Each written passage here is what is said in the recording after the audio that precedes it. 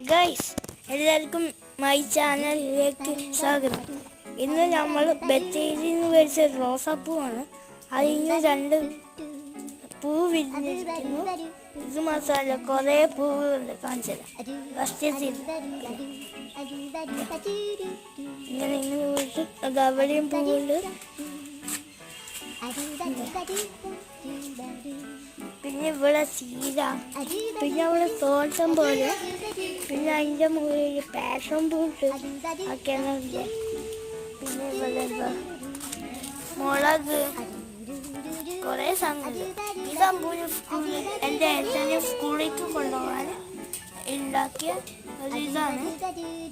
അത് ഇത്തിരി ഇങ്ങനെ വളർന്നിട്ടു.